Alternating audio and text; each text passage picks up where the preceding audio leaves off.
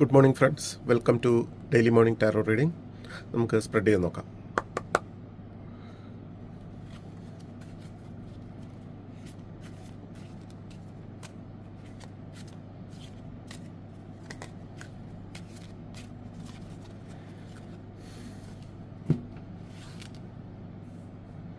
Okay, എന്താണ് universe നമുക്കിപ്പോൾ current energy ആയിട്ട് തന്നിരിക്കുന്നത് എന്ന് നോക്കാം. രണ്ടാമത്തെ കാർഡായിട്ട് നമുക്ക് എന്ത് ഗൈഡൻസ് ആണ് യൂണിവേഴ്സ് ഇന്ന് നമുക്ക് തരുന്നത്, അതുപോലെ മൂന്നാമത് നമുക്ക് ഇന്ന് എന്ത് ഔട്ട്പുട്ട് പ്രതീക്ഷിക്കാം, അല്ല എങ്കിൽ എന്ത് ആക്ഷനാണ് നമ്മൾ എടുക്കേണ്ടത് എന്നുള്ളത് നോക്കാം. 3 കാർഡ്.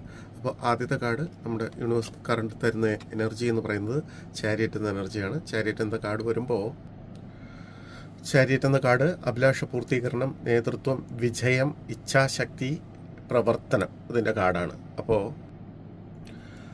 സ്നേഹത്തിൽ, വ്യക്തമായ ആശയവിനിമയത്തിൽ ശ്രദ്ധ കേന്ദ്രീകരിച്ച് നമുക്ക് എന്താണ് വേണ്ടതെന്ന് ഉറച്ച് വിശ്വസിച്ച് കാര്യങ്ങൾ ചെയ്യേണ്ട ഒരു എനർജിയാണ് കറൻ്റ്ലി നമുക്ക് യൂണിവേഴ്സ് ഇപ്പം തന്നിരിക്കുന്നത്.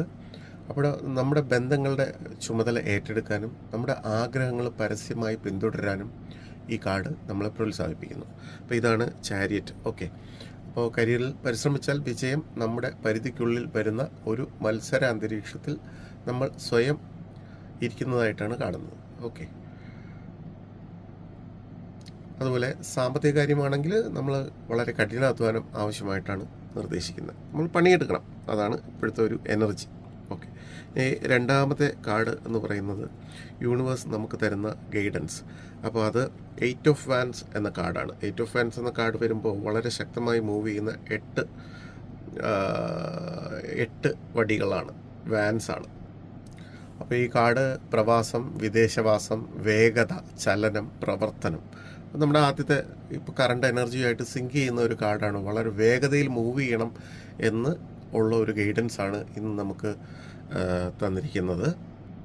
ചലനം, പുരോഗതി, പ്രവർത്തനം എന്നിവ അറിയിക്കുന്ന ഒരു പോസിറ്റീവ് കാർഡാണ് 8 ഓഫ് വാൻസ്. അപ്പം ദ്രുതഗതിയിലുള്ള മാറ്റത്തിൻ്റെ ഊർജം സ്വീകരിക്കുകയും ചലനാത്മകമായ അവസരങ്ങളിലൂടെ പുതിയ സാഹസികതകളിലൂടെയും സഞ്ചരിക്കുമ്പോൾ അത് നമ്മുടെ നേട്ടത്തിനായി ഉപയോഗിക്കുകയും ചെയ്യുക എന്നുള്ളതാണ്.